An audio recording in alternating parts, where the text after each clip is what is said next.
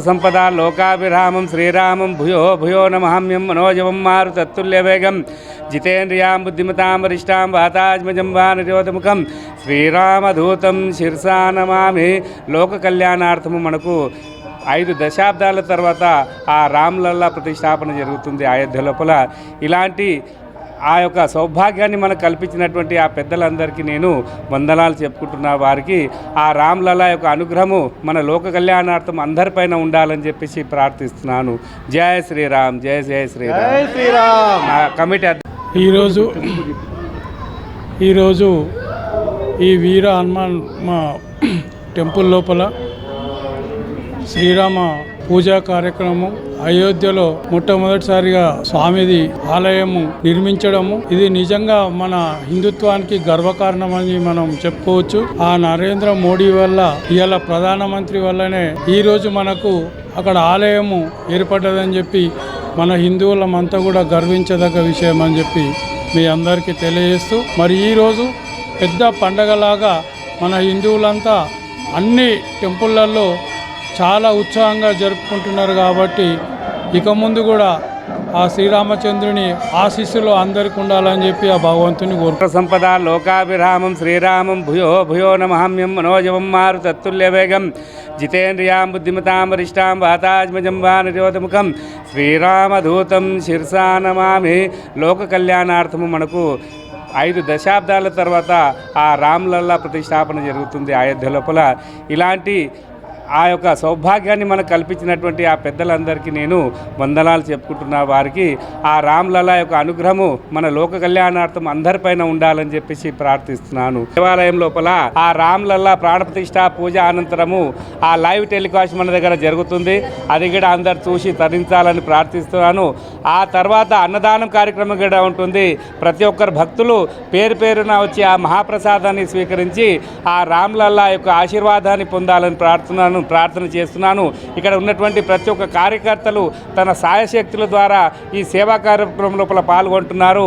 అందరికీ నా తరపున మా కమిటీ ఆలయ తరపున ధన్యవాదాలు తెలుపుతున్నాము.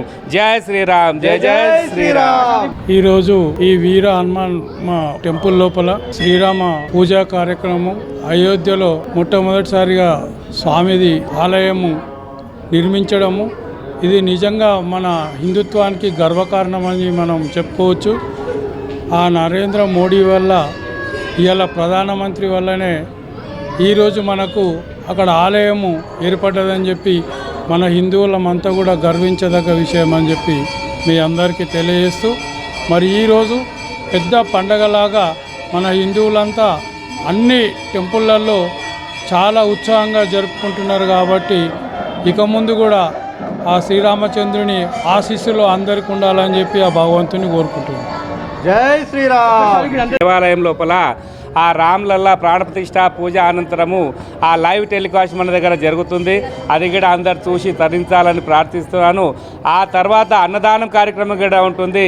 ప్రతి ఒక్కరు భక్తులు పేరు పేరున వచ్చి ఆ మహాప్రసాదాన్ని స్వీకరించి ఆ రామ్లల్లా యొక్క ఆశీర్వాదాన్ని పొందాలని ప్రార్థన చేస్తున్నాను. ఇక్కడ ఉన్నటువంటి ప్రతి ఒక్క కార్యకర్తలు తన సాయశక్తుల ద్వారా ఈ సేవా కార్యక్రమం లోపల పాల్గొంటున్నారు. అందరికీ నా తరపున, మా కమిటీ ఆలయ తరపున ధన్యవాదాలు తెలుపుతున్నాము. జై శ్రీరామ్, జై జై శ్రీరామ్. అక్షతల వితరణ కార్యక్రమం నుంచి ఈరోజు 22వ తేదీ ప్రాణ ప్రతిష్ఠ జరిగే వరకు బాధ్యత మాకు ఇచ్చారు.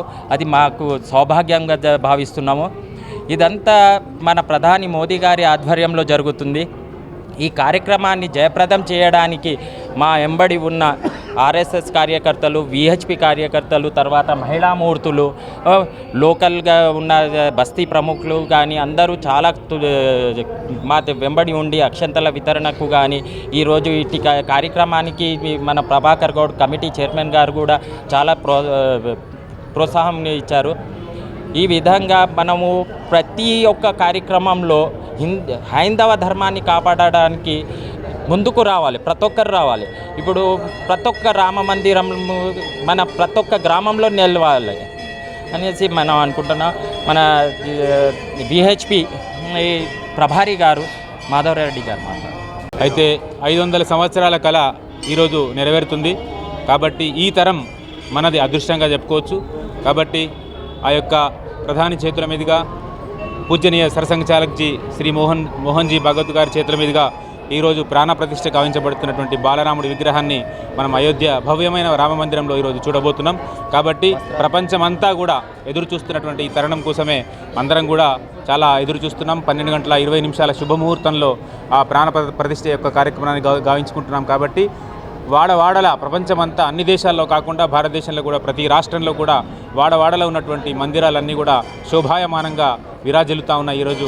కాబట్టి భక్తులందరూ కూడా, హిందువులందరూ కూడా ఎంతో ఎదురు చూస్తున్నటువంటి యొక్క తరుణం ఆసన్నమైంది. కాబట్టి ఈ యొక్క కార్యక్రమంలో భాగంగానే శాంతినగర్కి సంబంధించినటువంటి బస్తీలో కూడా సంతోష్జీ యొక్క సమన్వయంతో, ఇక్కడ ఉన్నటువంటి బస్తీ ప్రముఖుల సమన్వయంతో పూర్తి స్థాయిలో మహిళామూర్తులందరూ కూడా అక్షతల వితరణలో కూడా చాలా అధికంగా పాల్గొనే యొక్క కార్యక్రమాన్ని కూడా జయప్రదం చేశారు. కాబట్టి ఈరోజు కార్యక్రమంలో భాగంగానే ఇక్కడ ప్రత్యక్ష ప్రసారాన్ని, తర్వాత అన్నదాన వితరణ, అంతేకాకుండా ఉత్సవ విగ్రహాలకి పూజా కార్యక్రమాలు కూడా ఇక్కడ నిర్వహిస్తున్నాం. కాబట్టి దాదాపు 1000 మందికి పైగా ఇక్కడికి భక్తులు వచ్చేటువంటి అవకాశం కూడా ఉందని యొక్క మా పూజారి మరి ఇక్కడ ఉన్నటువంటి పెద్దల యొక్క ఆదేశాల మేరకు కూడా మనం ఏర్పాట్లన్నీ కూడా పూర్తి చేసుకున్నాం. కాబట్టి ఏదేమైనప్పటికీ కూడా ఈ యొక్క తరం జన్మ సఫలీకృతమవుతుంది, పుణ్య పురుషార్థలం అవుతున్నటువంటి సందర్భాన్ని కూడా మనం అందరం గుర్తు చేసుకుంటున్నాం. కాబట్టి ఆ రాముడు ఈరోజు ఉన్నటువంటి హిందూ బంధువులందరికీ కూడా పూర్తి ఆయుర ఆరోగ్యాలను, ఐశ్వర్యాలను ఇవ్వాలని యొక్క కోరుకుంటూ ముగిస్తున్నాను. జై శ్రీరామ్, జై జై శ్రీరామ్, జై జై శ్రీరామ్.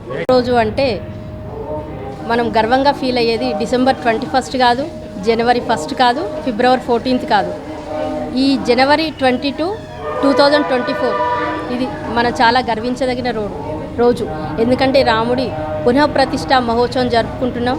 మన జీవితంలో ఇంకా ఎంత పుణ్యాన్ని మనం మూట కట్టుకునే రోజు కాబట్టి ఇది ఇంకా అద్భుతమైన రోజుగా నేను భావిస్తున్నాను. ఈ కార్యక్రమాన్ని మా హనుమాన్ టెంపుల్లో అందరూ కూడా ఒక రామదండులాగా కదిలి అందరూ కోఆపరేట్ చేసుకొని మేము ఈ ప్రోగ్రామ్ని జరుపుకుంటున్నాం. దీనికి గాను ఇక్కడ మాకు మా 27th ward councillor Nakka Manjulatha Nagaraj Goud గారు మాకెంతో కోఆపరేట్ చేస్తున్నారు. ఇక్కడ అన్నదానం కార్యక్రమం ఏర్పాటు చేశారు. అన్నీ కూడా లైట్స్ గురించి కానీ అన్నిటి గురించి కూడా ఇక్కడ మాకు అందరూ కూడా ఒక సామూహికంగా అందరూ ఒక మంచి సంకల్పంతో ఇక్కడ ప్రోగ్రాం చేసుకుంటున్నాం. అందరూ వీక్షించడానికి వచ్చాం. జై శ్రీరామ్, జై జై శ్రీరామ్, జై శ్రీరామ్. అందరికీ అయోధ్య రాముని బాల విగ్రహ ప్రతిష్ట మహోత్సవ శుభాకాంక్షలు. ఈరోజు మనందరికీ పండగ రోజు. రెండోసారి మనం ఈ సంవత్సరంలో 2 సార్లు దీపావళి జరుపుకునే అవకాశం వచ్చింది మనకు. 500 సంవత్సరాల తర్వాత శ్రీరాముడు తన ఆలయంలోకి మళ్ళీ ఈరోజు ప్రవేశిస్తున్నారు. అందుకే ఇది మనకు మంచి పండగ వాతావరణం ఈరోజు. ఇంకా రాముని విగ్రహ ప్రతిష్ట రోజు మనం చేసుకోవాల్సిన పనులన్నీ చేసుకున్నాం. ఉదయమే రంగవల్లులు వేసుకొని, ఇంటికి తోరణాలు కట్టుకొని, పూజలు ముగించుకొని ఆలయానికి సందర్శనాంతం వచ్చాం మనము. ప్రత్యక్ష ప్రసారాన్ని డిజిటల్ స్క్రీన్ ద్వారా వీక్షించడానికి.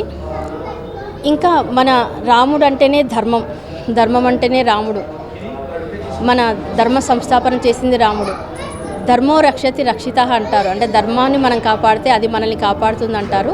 అలానే రాముడు సూచించిన మార్గంలో మనం నడవాలి. రాముడు ఎలా జీవించాలో, ఎలా జీవించకూడదో, ఎలా ఉండాలో, ఎలా ఉండకూడదో, ఏమి చేయాలో, ఏమి చేయకూడదో రామావతారంలో మనకు నిరూపించారు.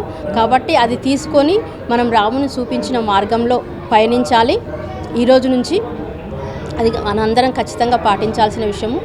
ఇంకా మనం ఈ రోజు నుంచి ఒక గట్టి నిర్ణయం తీసుకోవాలి. అదేంటి అంటే, మనం ఫోన్ మాట్లాడినప్పుడల్లా అందరము హలో హలో అంటాం. అది వదిలేసి ఈ రోజు నుంచి మన పునఃప్రతిష్ఠ జరిగిన ఈ రోజు నుంచి మనం గట్టి సంకల్పం ఏం తీసుకోవాలి అంటే, ప్రతి వారు కూడా జై శ్రీరామ్ అంటూనే పలకరించాలి. ఎవరేమనుకున్నా పర్వాలేదు, కానీ మనకు అది చాలా ముఖ్యం. ప్రతి భగవన్నామ స్మరణ అనేది చాలా ముఖ్యం అంటారు. మనం స్పెషల్గా భగవన్నామ స్మరణ చేయడానికి టైం కేటాయించకపోయినా కూడా ప్రతిసారి జై శ్రీరామ్ అంటూ మనం ఫోన్లో పలకరించేదే మనకు ఒక భగవన్నామ స్మరణ అవుతుంది. కాబట్టి మనము మొదలు పెట్టాలి. ఎదుటివారు కొంత బలవంతంగానైనా మొదలు పెడతారు. కాబట్టి ఈ రోజు నుంచి అదందరూ మొదలు పెట్టాలని నేను కోరుకుంటున్నాను. ఈ రోజు నుంచి మనం తీసుకునే నిర్ణయం మన జీవితాన్ని పునర్నిర్మించుకోవాలి. ఇప్పటి వరకు మనం ఆధ్యాత్మికంగా ఎంతలో ఉన్నాం, ఏం చేసాం అనేది మనం ఆలోచించుకొని, ఇక నుంచి అయినా ఈరోజు రాముని బాల విగ్రహ ప్రతిష్టా మహోత్సవం కార్యక్రమం తర్వాతనైనా కూడా మనం ఆధ్యాత్మికత చింతన వైపు అడుగులు వేస్తూ మన జీవితాన్ని పునర్నిర్మించుకొని రాముడు సూచించిన మార్గంలో పయనించాలి అని నేను కోరుకుంటున్నాను. అందరూ కూడా ఈ బాల విగ్రహ ప్రతిష్టా మహోత్సవ కార్యక్రమాన్ని వీక్షించి రాముని ఆశీస్సులు పొందాలి.